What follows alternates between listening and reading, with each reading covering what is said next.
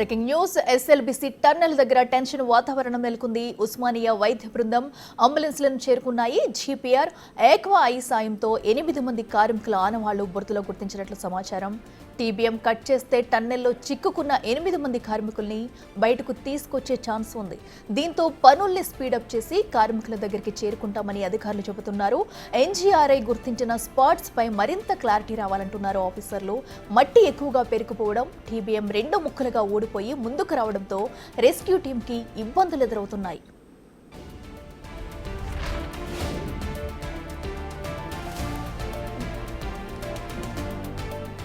అయితే ఇవాళ ఖచ్చితంగా కార్మికులను బయటకు తీసుకొస్తామని రెస్క్యూ టీం అధికారులు చెబుతున్నారు. దీంతో క్షణం క్షణం ఉత్కంఠ వాతావరణం కనిపిస్తుంది.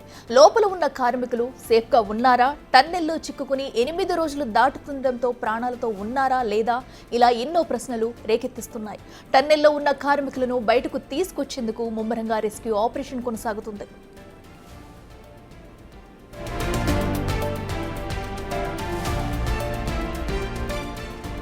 మరోవైపు టన్నెల్ దగ్గర పోలీస్ సెక్యూరిటీ టైట్ చేశారు. ఓవైపు అంబులెన్స్లు, మరోవైపు వైద్యులు టన్నెల్ దగ్గరకు చేరుకోవడంతో ఏ క్షణమైనా కార్మికులు బయటకు తీసుకొచ్చే ఛాన్స్ కనిపిస్తుంది.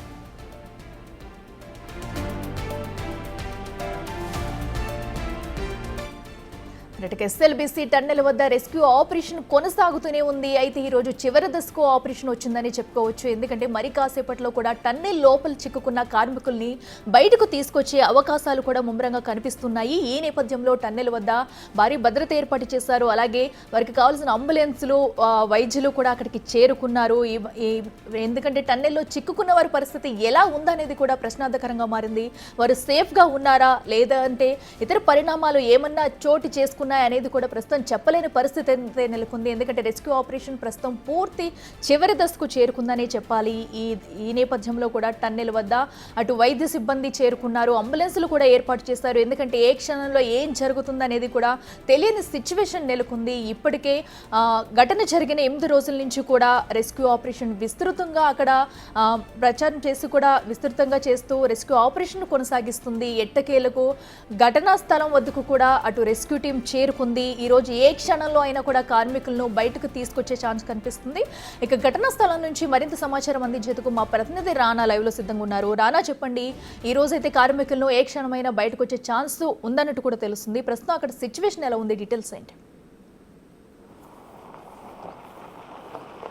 దాదాపు ఇది 8వ రోజు ఈ యొక్క రెస్క్యూ ఆపరేషన్ అనేది చాలా సర్వేగా జరుగుతున్నటువంటి నేపథ్యంలో నిన్న మధ్యాహ్నం నుంచి కూడా అనేక రకాలుగా కూడా ఈ టీబీఎం మిషన్ కట్టింగ్ పనులు అనేది చేస్తున్నారు. ప్లాస్మా కట్టర్స్ అంతా కూడా తీసుకొని వచ్చి మొత్తం వెనక భాగం అనేటువంటి దాన్ని అంతా కూడా కట్ చేసి ఒక విడి భాగాలంతా కూడా తీసేస్తున్నారు. దాంతోపాటు సింగరేణి కార్మికులు నిరంతరం శ్రమిస్తూనే ఉన్నారు. ఎందుకంటే అక్కడ ఉన్నటువంటి మట్టి కానీ వాటర్ అంతా కూడా వాళ్ళు ఎప్పటికప్పుడు క్లీన్ చేస్తూ లోపల వరకు కూడా వెళ్తున్నారు. దాంతోపాటు ఇవాళ మాత్రం ఖచ్చితంగా టన్నెల్లో చిక్కుకుపోయినటువంటి 8 మంది యొక్క ఆచూకీ కనుక్కుంటామనేసి కూడా అధికారులు చెప్తున్నారు. ఎందుకంటే నిన్న ఎన్జీఆర్ఐ వాళ్ళు చేసినటువంటి ఈ రాడార్ సంబంధించినటువంటి స్కానింగ్లో కూడా ఒక 5 స్పాట్లు అనేది కనుక్కున్నారు. ఆ 5 స్పాట్లు అనేది ఎగ్జాక్ట్గా అక్యురేట్ అనేది దాంట్లో కొంచెం తక్కువ ఉన్నప్పటికీ కానీ పలానా చోట వీళ్ళు ఉండొచ్చు అనేది కూడా ఒక అనుమానం ఉంది. సో అయితే ఇటు అధికారులు మాత్రం నిన్న డిస్కస్ చేసుకున్న తర్వాత మనకు అక్యురేట్ అనేది ఎక్కువగా ఉండాలి కాబట్టి ఖచ్చితంగా కన్ఫర్మ్ చేసుకున్న తర్వాత మాత్రమే మనం ఏదైనా ప్రకటించడానికి ఉండాలి అనే ఉద్దేశంతో కూడా అధికారులు ఉన్నారు. కాబట్టి దాని తగ్గట్టుగానే కొంచెం ఈ పనులన్నీ అయిపోయిన తర్వాత టీబీఎం మిషన్ కొంచెం ముందుకెళ్ళిన తర్వాత, ఎందుకంటే బురదంతా కూడా దాదాపు టన్నుల హైట్ అంతా కూడా పేరుకుపోయింది. సో అవంతా నైట్ అంతా కూడా ఈ సింగరేణి కార్మికులు అవంతా తీస్తున్నారు.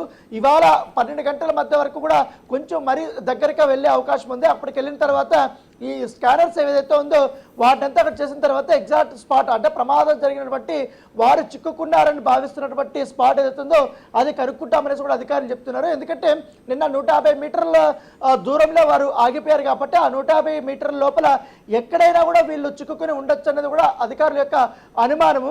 సో ఇవాళ మరికొంత ముందుకు వెళ్ళబోతున్నారు కాబట్టి ఖచ్చితంగా ఆ ఒక్క స్పాట్స్ అనేది మేము కనుక్కుంటామని కూడా చెప్తున్నారు. సో నైట్ ఆర్మీ అధికారులు కానీ, ఎన్డీఆర్ఎఫ్ అధికారులు కానీ, సింగరేణి వాళ్ళు కానీ, ఎన్జీఆర్ఎల్ ఆర్ఐ వాళ్ళు కానీ, దాంతోపాటు ఈ ర్యాటోల్ మైనర్స్ కానీ వీళ్ళందరూ కూడా లోపలికి వెళ్ళి మొత్తం అంతా కూడా ఆ పనులన్నీ కూడా చేశారు. దాంతోపాటు అక్కడ ఉన్నటువంటి బురద మట్టి అంతా కూడా బయటకన్నీ తీసేస్తున్నారు. కానీ వేగంగా కూడా వాటర్ అనేది వస్తూనే ఉంది.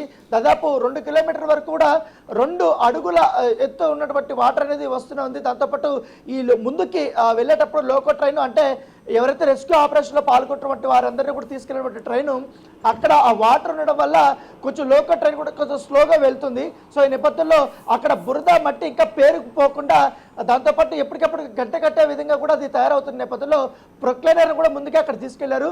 ప్రొక్లైనర్ ద్వారా కూడా ముందుకి మొత్తం ఇట్లా డస్ట్ కానీ అవంతా కూడా ఆ బురద కానీ ఆ వాటర్ అంతా కూడా ముందుకు తోసి దాని ద్వారా మొత్తం వాళ్ళు ఎత్తేస్తున్నారు. ఎత్తిన తర్వాత దాన్ని సైడ్ వేస్తున్నారు. దానివల్ల ట్రైన్ అనేది ముందుకు వెళ్తుంది.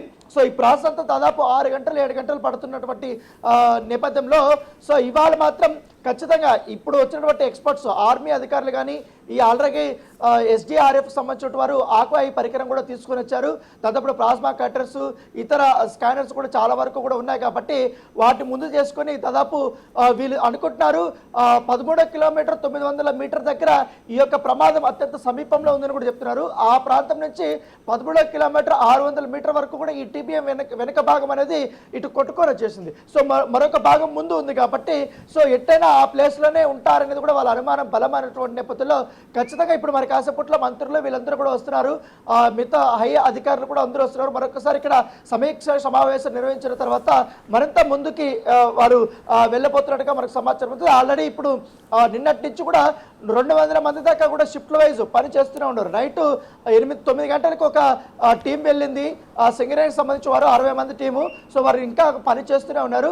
దాంతోపాటు ఎన్డీఆర్ఎఫ్ కానీ ఎన్జీఆర్ఎఫ్ టీం కానీ ఎస్డీఆర్ఎఫ్ కానీ డిఆర్ఎఫ్ కానీ తర్వాత ఇతర సంస్థల నుండి వచ్చినటువంటి వారందరూ కూడా మరికొంత ముందుకి వారు వెళ్ళగలిగినారు కాబట్టి వాళ్ళు కూడా షిఫ్ట్ అయిపోతారు. ఇప్పుడు ఇంకొక షిఫ్ట్ లోపలికి రెస్క్యూ ఆపరేషన్ కోసం వెళ్తున్నటువంటి నేపథ్యం అయితే కనపడుతుంది. సో దాంతోపాటు ఇవాళ ప్రభుత్వం 3 రోజుల నుంచి కూడా చెప్తూనే ఉంది ఖచ్చితంగా డెడ్ లైన్ అనేది మనం పెట్టుకోవాలి, ఇంకా మరింతగా అగ్రెసివ్గా వెళ్ళాలి. ఎందుకంటే ప్రమాదాన్ని ఒకవేళ రెస్క్యూ ఆపరేషన్ చేసినప్పుడు రెస్క్యూ ఆపరేషన్లో పాల్గొన్న వారి యొక్క సేఫ్టీ కూడా చూసుకోవాలి కాబట్టి దానికోసం నిరంతరంగా కూడా అనేక రకాల వాళ్ళు ప్లాన్లు కూడా వేశారు. సో వాళ్ళకందరికీ కూడా 2 రోజుల ముందు ఒక క్లారిటీ వచ్చిన నేపథ్యంలో సో మరింత వేగంగా కూడా ముందుకెళ్ళిన పరిస్థితుల్లో ఎగ్జాక్ట్గా టీబీఎం మిషన్ దగ్గరికి వెళ్ళారు. ఈ కటింగ్ పనులన్నీ చేసి దాంతోపాటు పైనుంచి కూడా ఈ యొక్క సెగ్మెంట్స్ ఏదైతే ఉన్నాయో పిల్లర్స్కి కానీ దీంతో పాటు ఈ యొక్క టన్నెల్ మొత్తం కూడా సెగ్మెంట్స్ ఈ రూపంలో ఉన్నాయి కాబట్టి అవి కొంచెం వరకు కూడా క్రాక్స్ వచ్చాయి. అంటే ఎగ్జాక్ట్గా స్పాట్కి ఒక 50 మీటర్ల దూరంలో క్రాక్స్ అనేది వచ్చాయి. అక్కడ నుంచి కూడా కొన్ని ప్లేసుల్లో వాటర్ అనేది బాగా వస్తుంది. సో దాన్ని కూడా వారు దృష్టిలో పెట్టుకుని ఎంతవరకు కూడా ఒకవేళ ప్రమాదం ఉంది ఒకవేళ టీబీఎం మిషన్ కానీ కదిలిచ్చినా లేకపోతే ముందుకు తీసుకొచ్చినా ఈ కటింగ్లో చేసినటువంటి ఆ ఒక ర్యాపిడ్ అనేది ఉంటుంది కాబట్టి ఆ ఒత్తిడి అనేది ఉంటే ఆ ఒత్తిడి వల్ల ఏమన్నా మరి కుంగిపోయే అవకాశం ఉందనే దానిపై కూడా అధికారులు పూర్తి స్థాయిలో వారు చెకింగ్ చేస్తున్నారు.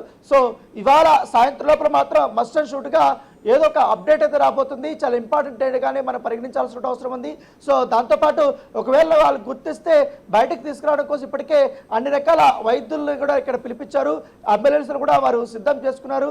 ఇక్కడ సెక్యూరిటీ కూడా వారు ఏర్పాటు చేసిన నేపథ్యంలో మనం విజువల్స్లో కూడా చూస్తున్నాం. లెఫ్ట్ సైడ్లో అంబులెన్స్లను కూడా ఆల్మోస్ట్ అన్ని కూడా ఇక్కడ తీసుకొని వచ్చారు.